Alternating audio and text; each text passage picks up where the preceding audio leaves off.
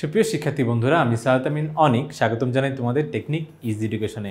চলে আসলাম তোমাদের সামনে আবারও একটি বোর্ডের সৃজনশীল কোশ্চেনের সমাধান নিয়ে। দেখো বন্ধুরা, এখানে তোমার হচ্ছে উদ্দীপকে চারটা বিন্দুর কথা বলা হচ্ছে। একটা হচ্ছে সি বিন্দু, ডি বিন্দু, আর হচ্ছে এস। বলছে একটি সমতলের চারটি বিন্দু। একই সমতলে মানে হচ্ছে ধরো একটা সারফেসের এই চারটা হচ্ছে বিন্দু। ওকে, মানে একই সমতলে আছে। যেমন এই যে এই লেখাগুলো যেরকম হচ্ছে এই বোর্ডে আছে, এই সমতলে আছে, ঠিক একই রকম এরকম বোঝানো হয়েছে। এরপরে দেখো আমরা সরাসরি ক নম্বর কোয়েশ্চেনে চলে আসবো। এখানে বলছে যে 3,3x এই একটা বিন্দু, 4,x² + 1 এই একটা বিন্দু। এই বিন্দুগামী রেখার ঢাল যদি -1 হয়, ঢালটা বলে দিছে, ঠিক আছে। ঢাল যদি -1 হয় তাহলে সেক্ষেত্রে x এর মান কত? ওকে, তাহলে হচ্ছে আমরা একটু চলে যাব 3,3x, তাই তো। তাহলে ঢাল বের করতে হলে আগে হচ্ছে বিন্দুগুলো জানা লাগবে। তাহলে একটা বিন্দু বলে দিচ্ছে তোমার হচ্ছে 3,3x, আর একটা বিন্দু বলে দিছে x², কি বলে দিছে বলো তো? এই যে তোমার হচ্ছে 4,x² + 1, 4,x² + 1। ওকে, 4,x² + 1। তাহলে সেক্ষেত্রে আমরা যদি তোমার দুইটা বিন্দু দিয়ে যদি ঢাল বের করতে হয়, তাহলে ঢাল নির্ণয়ের সূত্রটা হচ্ছে কি বলতো? y2 - y1 / x2 - x1। তাহলে সেক্ষেত্রে বলো, এটাকে যদি আমি x1, এটাকে যদি y1 ধরি, এটাকে x2, এটাকে যদি y2 ধরি, তাহলে সেক্ষেত্রে y2 - y1 কি হচ্ছে বলতো? x² + 1 মাইনাস y1 কত হচ্ছে তোমার হচ্ছে 3x। আবার একই রকম x2 - x1, তাহলে কি হবে বলতো? 4 - 3। ওকে, তাহলে এগুলোর কাজ শেষ। তাহলে সেক্ষেত্রে দেখো তোমার 4 থেকে -3 চলে গেলে জাস্ট 1 থাকে, আর এটাকে যদি একটু সাজিয়ে লিখি তাহলে x² - 3x + 1 এটাই পাওয়া যাচ্ছে। তাহলে ঢাল এই একটা পাইলাম আমরা আমাদের মতন করে সূত্র দিয়ে বের করছি। আর ওইখানে আমাদের ঢাল কত বলে দিছে? -1। তাহলে প্রশ্নমতে তাহলে এই যে আমার ঢাল আর হচ্ছে যে কোশ্চেনের যে ঢাল, কোশ্চেনের কি ঢাল বলে দিছে? 1। কোশ্চেনের ঢালটা বলে দিছে -1। কোশ্চেনের ঢালটা ছিল -1। ওকে, আমরা কোশ্চেন দেখতে পাচ্ছি আশা করি। তাহলে এটা কত হচ্ছে বলো তো? x² - 3x, এই -1 এই পাশে আসলে কি +1, তাহলে 1 + 1 কত হবে বলো তো? 2 = 0। ঠিক আছে, এরপর আমাদের যে কাজটা করতে হবে সেটা হচ্ছে কি, এটাকে দ্বিঘাত সমীকরণ। তো পৃথিবীর প্রত্যেকটা দ্বিঘাত সমীকরণ, অবশ্যই পৃথিবীর প্রত্যেকটা দ্বিঘাত সমীকরণ না, কিন্তু মোটামুটি যতগুলো দ্বিঘাত সমীকরণ আছে সবসময় কি বলতো, ম্যাক্সিমাম টাইম মিডিল টার্ম করেই সমাধান হয়। ঠিক আছে, মিডিল টার্ম করলেই সমাধান হয়ে যায়। পৃথিবীর সকল তোমার হচ্ছে দ্বিঘাত সমীকরণ আবার মিডিল টার্ম করলে সমাধান হয় না, কিন্তু এই ধরনের সমীকরণ অবশ্যই মিডিল টার্ম করেই সমাধান হয়ে যাবে। কিভাবে? দেখো, এই 2কে ভাঙতে হবে, তাই তো। এই 2টাকে এমনভাবে এই মাঝখানেরটাকে ভাঙতে হবে, মানে 2টাকে পরে ভাঙবো, মানে মাঝখানটাকে এমনভাবে ভাঙবো যেটাকে গুণ করলে বলো তো কী হবে বলো? এই যে এখানকার এই ধ্রুবক সংখ্যার সমান হবে। তাহলে সেক্ষেত্রে আমরা একটু 2টাকে ভেঙে দেখি। তাহলে 2কে ভাঙলে কী পাওয়া যায়? 2,1, তাই তো। যে 2কে ভাগ করলে কত হয়? 1 হয়। তাহলে সেক্ষেত্রে আমি দেখো 2 আর 1 পাইলাম। তো 2 আর 1 দিয়ে এই 3টাকে কি ভাঙা যায়? হ্যাঁ, ভাঙা যায়। যে আমি যদি এইভাবে লিখি যে -2x আর -x, তাহলে সেক্ষেত্রে দেখো যে -2x আর -x মিলে মানে দুইটা x আর একটা x মিলে কি 3টা x, আর বড় সংখ্যার আগের চিহ্ন, আর মাইনাসে মাইনাসে প্লাস হয় আমরা জানি। তাহলে দেখো তো এখানকার -2 আর এখানকার -1 গুণ করলেও কি 2 হচ্ছে না? ব্যাপারটা বুঝতে পারছি যে মাঝখানটা ভাঙাও হচ্ছে, আবার যেভাবে ভাঙছি সেটাকে গুণ করলে যে এখানকার ধ্রুবক সংখ্যা হচ্ছে। তাহলে সেক্ষেত্রে এইভাবেই কিন্তু আমরা মিডিল টার্ম করতে পারি। তাহলে এখান থেকে দেখো এই দুইটার মধ্যে থেকে যদি আমি কমন নেই তাহলে কি কমন যাবে? x - 2, আর এখান থেকে কিচ্ছু কমন যায় না, তাহলে মাইনাস, যার মধ্যে কিচ্ছু কমন নেই তার মধ্যে কি 1 কমন আছে, আর এখানে সামনে চিহ্নটা বসাই দিব। ওকে, তাহলে 1 কমন গেলে এটা কি মাইনাসে মাইনাসে প্লাস x হয়ে যাবে, আর হচ্ছে এখানে মাইনাস, এটা দেখো প্লাস আর এটা মাইনাস, প্লাসে মাইনাসে -2 = 0। এরপরে যেটা করব সেটা হচ্ছে x - 2 কমন নিয়ে নিব। তাহলে এখানে পড়ে থাকবে কি শুধু x, আর এখানে পড়ে থাকবে শুধু -1। এরপরে আমরা যারা x - 2 এর পক্ষে আসি তারা x - 2টাকে এক পাশে রাখবে, আর এই যে ডানে দেখো এটা গুণ অবস্থায় আছে, তো এটা ওই পাশে গেলে কি ভাগ হয়ে যাবে। তো 0-এর সাথে যাই ভাগ হোক না কেন সেটার মান কত হয়ে যায় বলতো? 0 হয়ে যায়। তাহলে অতএব হয় x = 2 হয়, অথবা এটা কি করতে পারি যে x - 1টাকে রাখলাম, x - 2কে পাশে পাঠিয়ে দিলাম। পাশে পাঠাইলে সেটা কি হয়ে যাবে বলতো? 0 হয়ে যাবে। তাহলে x = কত হবে? 1। অতএব এক্স এর কাঙ্ক্ষিত মান কি হবে বলতো 1 অথবা 2, ঠিক আছে 1 অথবা 2 যে কোনো একটা দিলেই হবে, এটাই হবে তোমাদের উত্তর। আশা করি এটা বোঝা গেছে। এরপরে আমরা চলে যাব পরবর্তী অঙ্কটাতে। পরবর্তী অঙ্কটা ভাই খুবই ইম্পর্টেন্ট একটা বিষয়। আচ্ছা, জ্যামিতিক পদ্ধতিতে সি ডি এর দূরত্ব বের করে দেখো। যে ভাই এতদিন তো সি আর ডি এর দূরত্বটা আপনি হচ্ছে ওই যে x1 রুট ওভার দিতে হবে পুরোটার উপরে, তারপরে কি x1 minus x2 whole square plus y1 minus y2 whole square, কিন্তু এবার বলছে যে না, সেটাতে করলে হবে না, জ্যামিতিক উপায়ে দেখাও।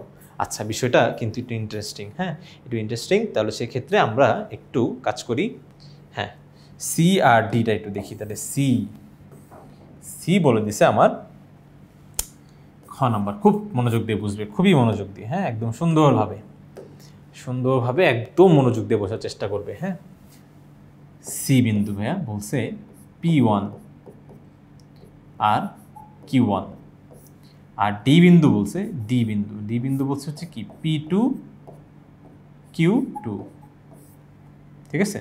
তাহলে সি বিন্দু আর হচ্ছে ডি বিন্দুটা আমরা লিখে ফেললাম। এখন বলছে জ্যামিতিক উপায়ে এই দুটো দূরত্ব বের করে দেখো। জ্যামিতিক উপায় কি করা যায়? আচ্ছা ভাই, আগে বিন্দুগুলো একটু বসাই দেখি তো আমি আমার মতন করে। দুইটাই পজিটিভ আছে, তার মানে আমার একটু বিন্দুগুলো স্থাপন করতে খুব বেশি অসুবিধা আশা করি হবে না। হ্যাঁ, খুব একটা বেশি অসুবিধা হবে না। এই যে দেখো এটা ওয়াই অক্ষ, এটা হচ্ছে এক্স অক্ষ, ঠিক আছে। তাহলে এটা হচ্ছে এক্স অক্ষ, এটা হচ্ছে ওয়াই অক্ষ, এটা এক্স বার, এটা হচ্ছে দেখো ওয়াই বার। ওকে, এখন যে কাজটা করতে হবে সেটা হচ্ছে বিন্দুগুলো একটু দেখি তো। ভাইয়া বিন্দুগুলো যদি আমার বসাইতে হয়, এটা তো 0,0, তোমরা জানো, সবাই আমরা জানি যে ভাই এটা একদম মূল বিন্দু 0,0, এখান থেকেই সবগুলা বিন্দুর উৎপত্তি। ওকে, আচ্ছা এরপরে বলছে যে প্রথম বিন্দু তোমার হচ্ছে একটা বিন্দু স্থাপন করতে গেলে ভাইয়া, ধরো একটা বিন্দু আছে 2,3, তাহলে ওই বিন্দুটা তোমাকে যদি বসাইতে হয় 2,3, ধরো এটা কিচ্ছু না, এটা 2,3 একটা আছে, তাহলে কি তোমার এই অক্ষ বরাবর দেখো এক্স অক্ষর বরাবর প্রথমে কি 2 একক যাওয়া লাগবে না? দেখো 1 একক 2 একক, প্রথমে এরকম এক্স অক্ষ বরাবর 2 একক যাওয়া লাগবে, মানে 2 ঘর 2 একক গেলাম। তারপরে ওয়াই অক্ষ বরাবরও কিন্তু যাওয়া লাগবে না ভাইয়া? তাহলে ওয়াই অক্ষ বরাবর আবার কতটুকু যাবে? ধরো এখানে 1 2 3 আছে, তাহলে ওয়াই অক্ষ বরাবর কি আবার এই যে এখানে যাবে না? তাহলে এক্স অক্ষ বরাবর 2 যাবে, আর ওয়াই অক্ষ বরাবর কত যাবে বলো তো? 3 যাবে। এই 3, ঠিক আছে, এই এতটুকু হচ্ছে 2 গেলা, আবার এই এতটুকু গেলা কত? 3। তারপরেই কি এই বিন্দুটা পাওয়া যায় না 2,3? পাওয়া যেত না যে তোমার হচ্ছে এতটুকু গেলা 2, এতটুকু গেলা 3, তারপরে এই বিন্দুটা কিন্তু আমরা পাই। হ্যাঁ, এই বিন্দু কিন্তু পাওয়া যায়। বিন্দু পাওয়া তো সহজ না, ঠিক আছে। তাহলে সেক্ষেত্রে ভাইয়া ঠিক একই রকম, এই যে দেখো তো এই P1 বিন্দুটা, P1 Q1 যখন বসাবো তখন এই যে এক্স অক্ষ বরাবর কতটুকু যাব? এক্স অক্ষ বরাবর ধরে আমি এখানে লিখে ফেললাম, আগে একটু লিখে ফেলি। তাহলে P1 Q1 লিখে ফেলছি, ঠিক আছে, লিখে ফেলছি। এখন আমি বলতে চাচ্ছি যে তোমার দূরে সরে রেখে, হ্যাঁ এখানে থাকো। ওকে, তাহলে হচ্ছে তোমার P1 আর Q1 লিখছি। তো দেখো ভাইয়া, তোমার হচ্ছে এই বিন্দুটা আসতে হলে অবশ্যই দেখো তো, অবশ্যই তোমাকে এই পর্যন্ত দেখো, এই যে এই পর্যন্ত, এই যে এই দাগটা পর্যন্ত দেখো, এখানকে এই দাগটা পর্যন্ত, এই এতটুকু তোমার প্রথমে P1 আসা লাগছে, এতটুকু প্রথমে কিন্তু P1 আসা লাগছে। এরপরে কি বলো তো, তোমার এতটুকু Q1 যাওয়া লাগছে, তারপরেই কিন্তু তুমি বিন্দুটা পাইছো, ঠিক আছে। তাহলে এইখান থেকে এতটুকু কি হলো বলতো? P1 গেলাম, তারপরে এইখান থেকে এতটুকু লম্বালম্বি আমরা কি গেলাম বলতো? Q1 গেলাম, তাই তো? Q1 যাওয়ার পরেই হচ্ছে আমরা কিন্তু এই বিন্দুটা পাওয়া গেছে। ওকে, আচ্ছা এতটুকু ক্লিয়ার। এরপরে দেখো আমি P2 Q2 বসাবো। এখন P2 Q2 না একটু দূরে ধরলাম, একটু দূরে চলে গেছে, ঠিক আছে। তাহলে এখান থেকে এতটুকু ধরলাম যে প্রথমে P2 আসছে, ধরো এই যে এইখানে ধরলাম এই বিন্দুটা, নতুন আমার বিন্দুটা P2, ভালোভাবে বুঝো কিন্তু, হ্যাঁ ভালোভাবে, একদম ভালোভাবে। P2 আর এটা ধরো তোমার হচ্ছে এটা কিন্তু C ছিল, আচ্ছা এটা হচ্ছে D। এরপরে হচ্ছে এটা ডিটা ভালোভাবে বোঝা যাচ্ছে না, এটা D। P2 আর হচ্ছে কি বলতো? Q2, ঠিক আছে, P2 Q2। ওকে, আচ্ছা এরপরে দেখো যে ব্যাপারটা যে ভাইয়া, তাহলে এইখানে যেরকম P2 Q2 যাওয়ার জন্য আমার তাহলে কি করা লাগছে বলতো? এই যে দেখো P2Q2 যাওয়ার জন্য আমাকে যেটা করতে হয়েছে, দেখো এই যে দেখো এই মূল বিন্দু থেকে তো যাত্রা শুরু করছি, যাত্রা শুরু করে প্রথমে এই দেখো পুরাটা ধরো যে এই পর্যন্ত আসছি, ধরো এই পর্যন্ত আসছে কি বলতো পুরা P2 পরিমাণ, P2 দেখো এই যে এই নীল দাগটা পুরোটাই হচ্ছে কি বলতো P2, ঠিক আছে P2, ওকে। তাহলে নিচে আমি লিখলাম P2, দেখো পুরাটা গেছে কিন্তু P2, ওকে। বুঝো কিন্তু যে পুরাটা হচ্ছে তোমার গেছে কি বলতো P2, ওকে। এর দাগটা ভালো হলো না, এটা উল্টা সেকেন্ড ব্র্যাকেট, এই ধরো এতটুকু হচ্ছে ধরো তোমার P2, ওকে। আচ্ছা এরপরে দেখো যে Q2, তাহলে Q2 কি হবে বলতে, যে এখান থেকে যে লম্বি একদম Q2, তাহলে দেখো যে y অক্ষ বরাবর আবার কি Q2 যাব, তাহলে প্রথমে কি আসছে P2 আসছি, এই যে x অক্ষ বরাবর, কারণ x এর মান P2, আবার y এর মান Q2 মানে কি y অক্ষ বরাবর Q2 গেছি। ক্লিয়ার হতে তো? আচ্ছা ঠিক আছে, তাহলে সেক্ষেত্রে এতটুকু আমরা ক্লিয়ার হয়ে গেলাম। আর যাওয়ার সময় কিন্তু একদম লম্বি গেছি, এমন না বাঁকাতেরা গেছি, হ্যাঁ একদম কিন্তু সোজাসুজি গেছি, একদম লম্ব বরাবর সোজাসুজি, ঠিক আছে। আচ্ছা এখন আমার বের করা লাগবে কি, এই দূরত্বটা বের করতে হবে, আমাকে এই দূরত্বটা বের করতে হবে, যে সিডি দূরত্বটা, ঠিক আছে সিডি দূরত্বটা। তাহলে এটা করার জন্য আমরা প্রথমে যে কাজটা করব, যে একটু জ্যামিতিকভাবে কিছু বিষয় একটু এঁকে নিব, হ্যাঁ সেটা হচ্ছে ধরো এটা তো মূলবিন্দু ও তাই তো, তাহলে এইখানে একটা বিন্দু, নতুন একটা বিন্দুর নাম দিই, ধরো নাম দিই যে হচ্ছে এই বিন্দুটা হচ্ছে দেখো এই যে দেখো তোমার সি থেকে একদম এক্সের উপর লম্ব, ওকে। সি থেকে এক্সের উপর লম্ব নাম দেই, দেখো নামটা দেওয়া যাবে, ধরো এটাকে আমি নাম দিয়ে দিলাম পি, সুন্দরভাবে বললাম সিপি, ঠিক আছে সিপি হচ্ছে লম্ব, ওকে সিপি লম্ব, খুব ভালো কথা সিপি। তাহলে এখানে আমি বলে দিতে পারি যে তোমার এক্স অক্ষের উপরে সিপি লম্ব, ধরো উপর সিপি লম্ব অঙ্কন করি, ধরো সিপি লম্ব অঙ্কন করি, ওকে। এটা একটা পার্ট গেল। এরপরে দেখো তোমার হচ্ছে এইটার নাম দিলাম আমি কিউ, এরপর আবার হচ্ছে এক্স অক্ষের উপরে এবং আবার এক্স অক্ষের উপরে, ঠিক আছে এক্স অক্ষের উপরেই আবার এখানে লিখে দিতে পারতাম যে এই যে এক্স অক্ষের উপরে সিপি, এবং এটাকে একটু সহায় দিই, তাহলে আমার বারবার লেখা লাগবে না, সিপি লম্ব আর হচ্ছে কি বলতো ডিকিউ লম্ব, ও ডিকিউ লম্ব, ঠিক আছে ডিকিউ লম্ব অঙ্কন করি, লম্ব আঁকছি, ঠিক আছে। তাহলে লম্ব যেহেতু আঁকছি, তাহলে এটা লম্ব সাইন দিয়ে দিই, এই যে ধরো লম্ব সাইন, এই যে দেখো এই যে এটা মানে লম্ব মানে 90 ডিগ্রি কোণ উৎপন্ন করছে, ঠিক আছে। এরপর আরেকটা কাজ করব কি, যে দেখো এই যে সি থেকে এই যে দেখো এখানে এই যে এখানে একটা সি থেকে এই যে তোমার হচ্ছে ডিকিউ এর উপরে, এবং এখন এখানে একটু লিখে নিব সি থেকে ডিকিউ এর উপরে, ওকে। এই পোর্শনটুকু তোমরা হচ্ছে ধরো একটু এখানে একটু নিয়ে আসলাম, একটু সাজায়, একেবারেই আমরা আমাদের মতন করে বুঝে লিখবো, হ্যাঁ তোরা বুঝে, ঠিক আছে। তাহলে ওই যে দেখো তোমার হচ্ছে সি বিন্দু থেকে, এবার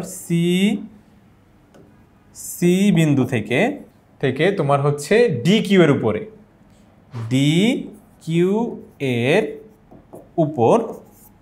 উপর একটা লম্ব নাম দিয়ে দিই, তোমার হচ্ছে সিএফ নাম দিয়ে দিই, সিএফ, ঠিক আছে সিএফ, ওই যে সিএফ লম্ব, হ্যাঁ লম্বটা হচ্ছে ধরো যেভাবে এই যে লম্ব, ঠিক আছে। তাহলে সি বিন্দু থেকে আমরা কি করলাম বলতো, এই যে তোমার হচ্ছে ডিকিউ এর উপরে, সি বিন্দু থেকে ডিকিউ এর উপরে সিএফ লম্ব অঙ্কন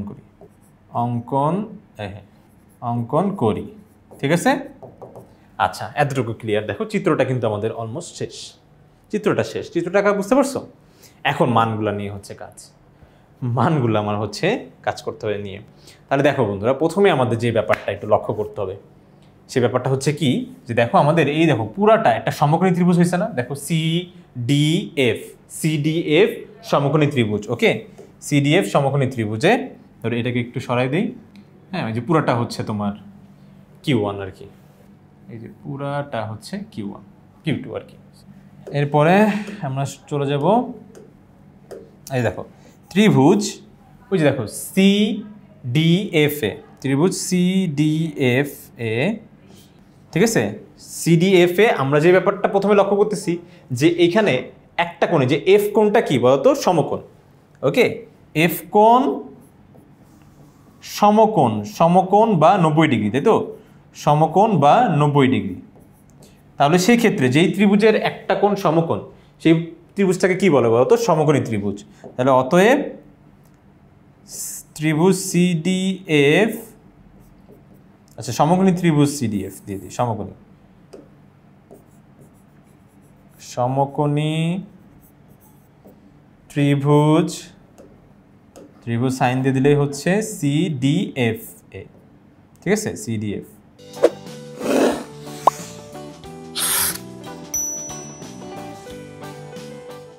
দেখো বন্ধুরা, এখানে যে আমি বাহুগুলো যদি দেখি, তাহলে প্রথমে যে বাহুটা দেখতেছি আমি এখানে দেখতে পাচ্ছি সিএফ বাহুটা, দেখো লাল হয়ে আছে, এই সিএফ বাহুটা।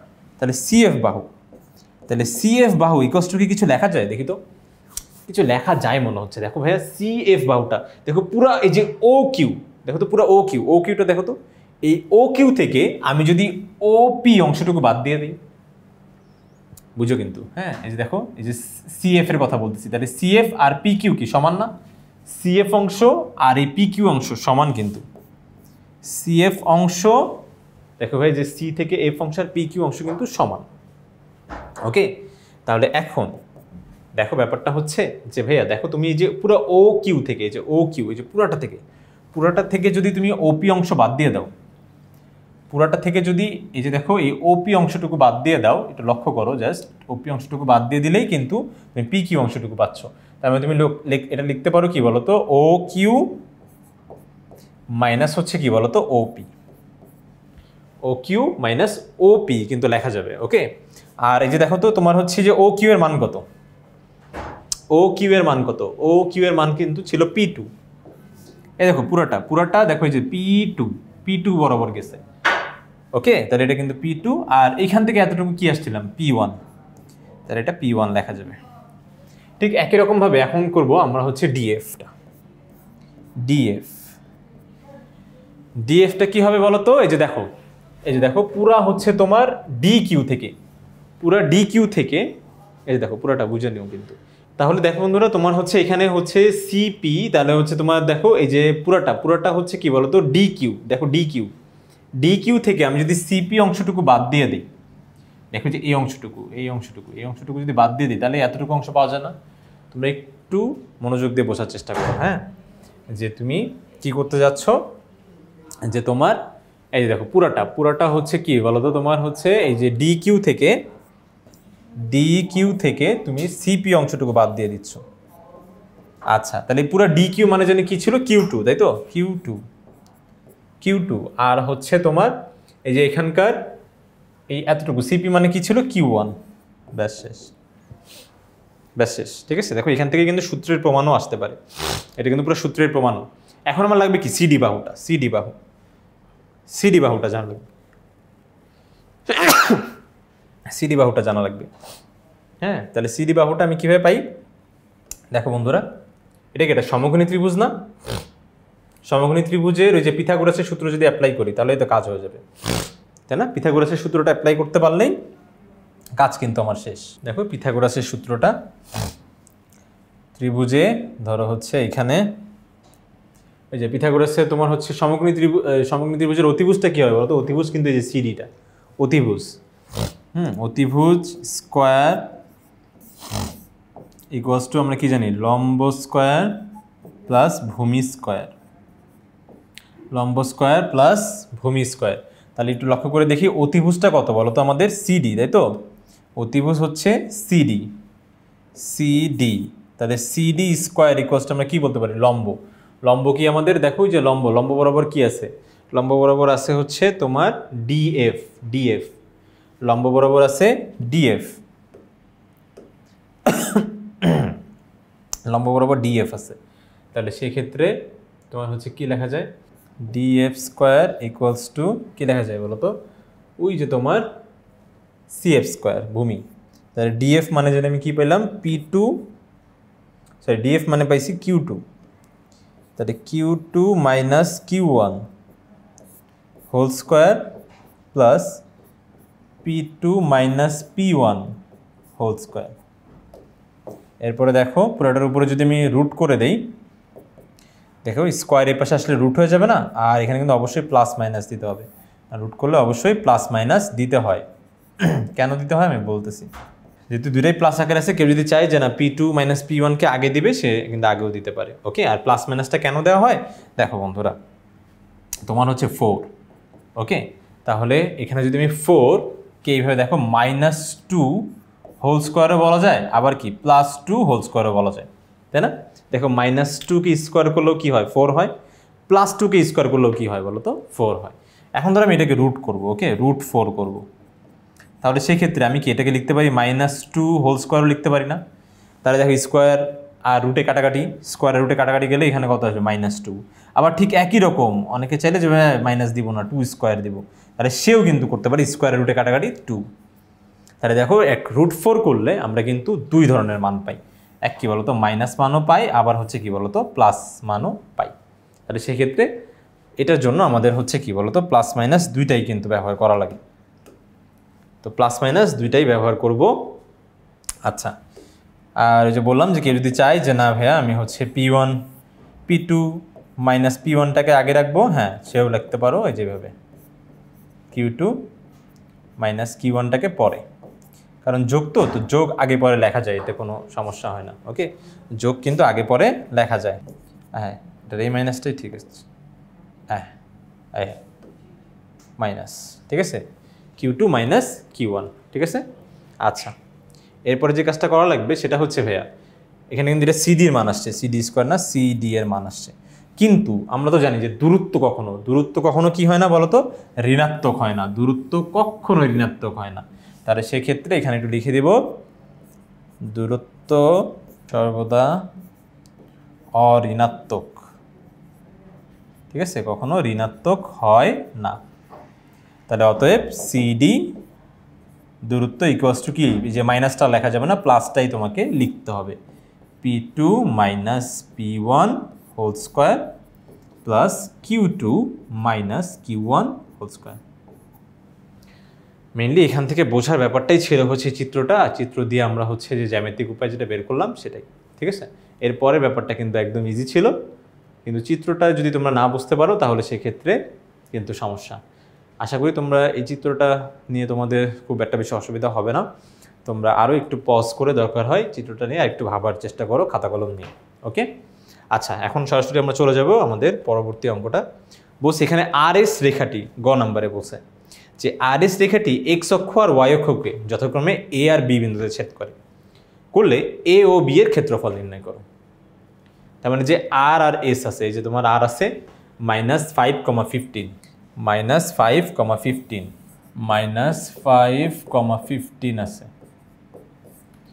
আর S কি আছে, S আছে হচ্ছে তোমার 10,-5, 10,-5, ঠিক আছে, 10,-5। এবার বলছে এই RS সরলরেখাটি X অক্ষকে আর Y অক্ষকে যথাক্রমে A ও B বিন্দুতে ছেদ করে। তাহলে আগে তো সমীকরণ জানা লাগবে, তারপরে তো ছেদবিন্দু পাবো।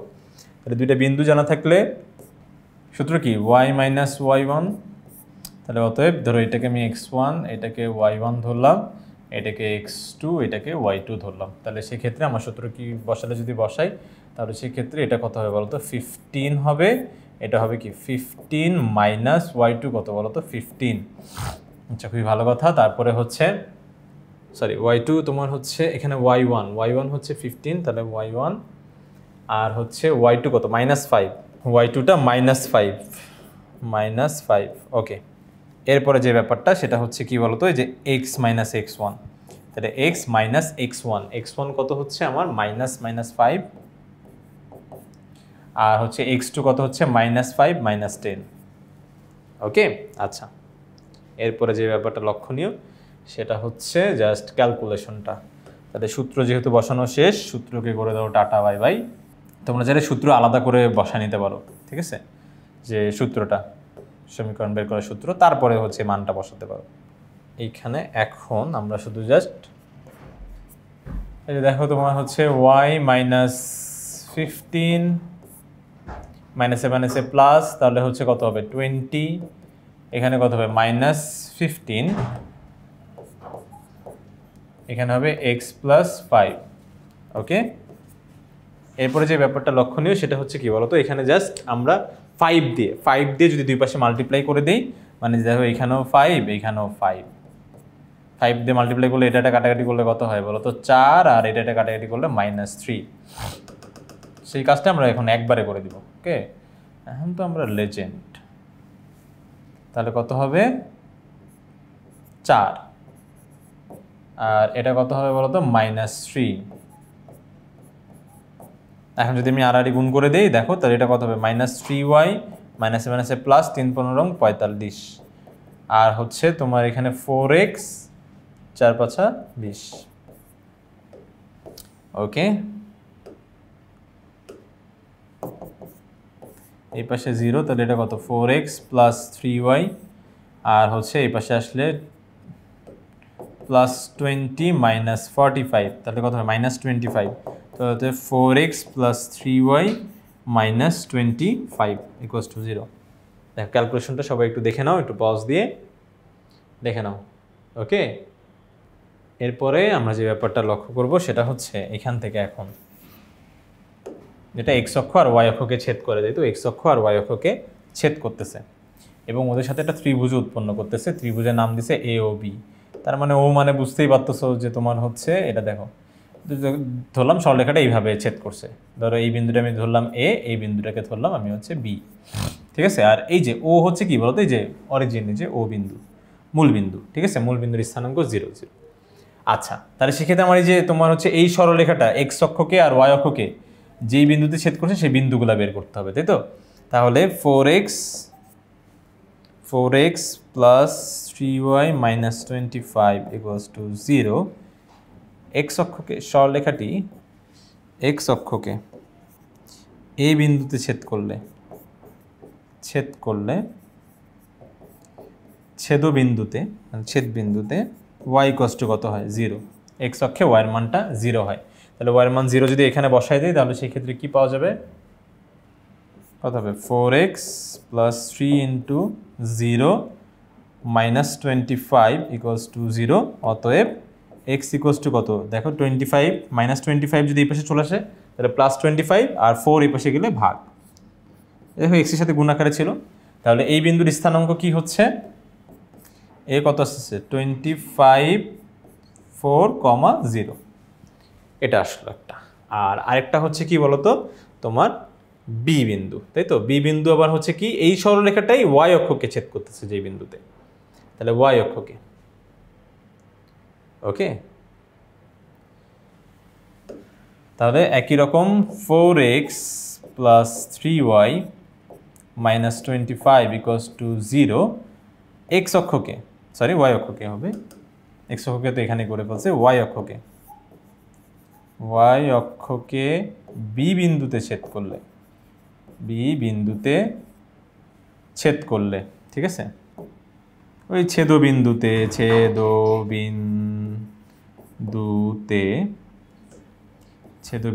কি হবে বলতো, ছেদবিন্দুতে এটা ভালো করে লিখি। ছেদবিন্দুতে তোমার হচ্ছে x এর মান কত হয় 0, কারণ আমরা জানি যে y অক্ষে x এর মানটা হয় 0 আর x অক্ষে y এর মানটা 0, ঠিক আছে। তাহলে সেক্ষেত্রে এই 0 মানটা অবশ্যই বাসায় নিয়ে যাবো না, এখানে বসাই দিব, তাই তো। তাহলে কত হবে বলো তো 4 into 0 3y minus 25 equals to 0। অতএব y ইকুয়ালস টু 25/3। কেন 3 দেখো -25 পেশে গেলে +25, আর এখানে 3 গুণ অবস্থা আছে, পেশে গেলে ভাগ। এখন ভাইয়া একটু বিন্দুগুলো আমি একটু বসাই দেখি তো। তাহলে হচ্ছে এই যে দেখো এখানে তুমি বলো যে তাহলে বি বিন্দুটা কত আসবে। বি বিন্দু আসবে হচ্ছে 0, x এর মান 0, আর এটা কত হবে 25,3, এটাই আসবে না। এটা একটা বিন্দু, ঠিক আছে, এটা একটা বিন্দু, এই যে দেখো এটা একটা বিন্দু, আর হচ্ছে এই যে একটা বিন্দু। ওকে, এই হচ্ছে আমার দুইটা বিন্দু। এখন এই দুইটা বিন্দু আমি এখানে বসাই দিব। বসাই দিলে এটা হচ্ছে এ হচ্ছে 25,4, আর এটা হবে কি বলতো 0,25/3। ওকে, দেখা যায়। এরপরে যে বিষয়টা সেটা হচ্ছে কি ভাই, দেখো এটা কিন্তু একটা সমকোণী ত্রিভুজ। সমকোণী ত্রিভুজ কীভাবে একটা সমকোণী ত্রিভুজ, কারণ দেখো এটা কি এক্স অক্ষ আর ওয়াই অক্ষের সাথে তোমার ত্রিভুজটা উৎপন্ন করছে না, উৎপন্ন করলে এক্স অক্ষ আর ওয়াই অক্ষ কিন্তু আজীবন একে অপরকে সমকোণেই তোমার হচ্ছে ছেদ করে, ঠিক আছে, সমকোণ। এখানে কিন্তু অবশ্যই সমকোণ উৎপন্ন হয়। তাহলে যেই ত্রিভুজের একটা কোণ, দেখো তো যে এই কোণটা সমকোণ না, তাহলে এটাকে একটা সমকোণী ত্রিভুজ হবে না, ঠিক আছে। তো সমকোণী ত্রিভুজের খুব সুন্দর একটা ব্যাপার আছে, সেটা হচ্ছে কি, যে সমকোণী ত্রিভুজের এই একটা বাহু, এই যে দেখো এই বাহুটাই কিন্তু ওর উচ্চতা, এই বাহুটাই কি হবে বলো তো, উচ্চতা হবে। ওকে, তো হ্যাঁ দেখো এটা হচ্ছে একটা সমকোণী ত্রিভুজ। তো সমকোণী ত্রিভুজের খুব সুন্দর একটা ব্যাপার আছে, যেহেতু এটা একটা কোণ সমকোণ, এটা খুব সুন্দর একটা ব্যাপার আছে যে এই সমকোণী ত্রিভুজের এই যে দেখো যে এই বাহুটা, দেখো যে তোমার হচ্ছে যে এই বাহুটা যেটা দেখতেছো না, যে সমকোণের সাথে লাগানো, এই বাহুটাই আসলে উচ্চতা সমকোণী ত্রিভুজের, এটাই হচ্ছে উচ্চতা। কারণ কি বলতো, আমরা যখন উচ্চতা পরিমাপ করি তখন কি নিজের একদম সোজা হয়ে দাঁড়িয়ে থাকি না? কেন সোজা হয়ে দাঁড়িয়ে থাকি? যে কি যেন 1 ইঞ্চি বেশি আসে না, সেই জন্য না, যেন মাপটা অ্যাকুরেট আসে। ওকে, যেন উচ্চতার আমাদের যে উচ্চতাটা সেটা যেন একদম অ্যাকুরেট আছে, সেই জন্য আমরা সোজা হয়ে দাঁড়িয়ে থাকি। তাহলে সেই জন্য এটাও কি বলতো ভাই, যে 90 ডিগ্রি বরাবর যেই একদম সোজা দাগটা যাবে সেটাই হচ্ছে কি বলতো ত্রিভুজের উচ্চতা। তো ভাইয়া এতদিন আমরা ছোটোবেলায় যেই ত্রিভুজের সূত্রটা শিখছিলাম, হ্যাঁ এই যে শিখছি আর হচ্ছে ব্যবহার করার সুযোগ পাই না, যে ত্রিভুজের ক্ষেত্রফল বের করার সূত্র কি, হাফ ইন্টু ভূমি গুণ উচ্চতা। তো এতদিন এই যে এইসব যে ত্রিভুজ আছে এর না এই বাহুটা কখনোই উচ্চতা না, উচ্চতা কি যে আলাদাই, যে একদম মাঝখান থেকে যে এটা একদম সমকোণ যেটা, এটা হচ্ছে উচ্চতা হয়। তো সেই জন্য আমরা হচ্ছে এই এই ত্রিভুজের এই যে উচ্চতা রিলেটেড যে সূত্রটা আছে সেটা কিন্তু ব্যবহার করতে পাইনি, কিন্তু এই সমকোণী ত্রিভুজ আমাদেরকে এই সুযোগটা করে দেয় যে ভাই তুমি যদি কোনোভাবে যে ভূমিটা আর হচ্ছে এই উচ্চতা বের করতে পারো, যে এই বাহুটা বের করতে পারো, তাহলে সেক্ষেত্রে কাজ হয়ে যাবে। তাহলে সেক্ষেত্রে ভাই দেখো এটা তো মূল বিন্দু, তাই না? এখন মূল বিন্দু থেকে তুমি দেখো প্রথমে এই যে 25/4 পর্যন্ত গেছো না, 25/4 পর্যন্ত, তাহলে কি এই দূরত্বটা কত হবে? 25/4ই না? এই যে দেখো এক্স অক্ষের বা ওয়াই অক্ষের উপরে থাকলে এই সুন্দর এই ব্যাপারটা হয়, বুঝছো? তোমাকে আর কষ্ট করে যে বিন্দু দিয়ে দূরত্ব বের করা লাগবে না, জাস্ট জানো যে এটা 0 0, তাহলে 0 0 থেকে তুমি 25/4 আসছো, সেই জন্য তুমি ধরো এইখানে এই বিন্দুটা, আর ওয়াই অক্ষ বরাবর কোনো জায়গায় যাওয়াই নাই, তাহলে এটা কিন্তু দূরত্ব কত? 25/4 হবে। ঠিক একই রকম এইখানে ওয়াই অক্ষ বরাবর কত গেছো? 25/3 গেছো, তাহলে এই দূরত্বটা কত হবে? 25/3 একক হবে। ওকে, এই যে এক্স অক্ষের আর ওয়াই অক্ষের উপরে থাকলে এই ব্যাপারটা হয়ে যায়। ওকে, এখন আমরা যদি ত্রিভুজের ক্ষেত্রফল বের করতে চাই এখানেই করব। হ্যাঁ, তোমরা একটু নিচে করে দিও, আমি কিন্তু তোমাদের বোঝার স্বার্থে জাস্ট এখানে করে দিচ্ছি যে ভাইয়া ত্রিভুজ এ ও বি এর ক্ষেত্রফল, তাই তো, ক্ষেত্রফল কি হবে? হাফ ইন্টু ভূমি কত ভাইয়া বলো তো? যে ও এ হচ্ছে ভূমি, উচ্চতা কত বলো তো ভাইয়া? ও বি, তাহলে সেক্ষেত্রে কি হবে? হাফ ইন্টু ও এ কত? 25/4, তারপরে ও বি কত? 25 হচ্ছে কি বলতো 3। ওকে, তাহলে এইখান থেকে আর হচ্ছে কাটাকাটি করার কোনো অপশন নাই, আমরা শুধু জাস্ট একবারে উপরে গুণ করে দিব। তাহলে 25 গুণ করলে 625, আর এখানে কত হয় বলতো? 4 দুগুণে 8, 3 8 24। তাহলে এটাই কিন্তু আমাদের কাঙ্ক্ষিত উত্তর। আশা করি বন্ধুরা তোমরা হচ্ছে এই কোশ্চেনের সমাধানটা বুঝতে পেরেছ। তো পরবর্তী ভিডিও দেখার আমন্ত্রণ জানিয়ে আজকে এখানেই শেষ করি।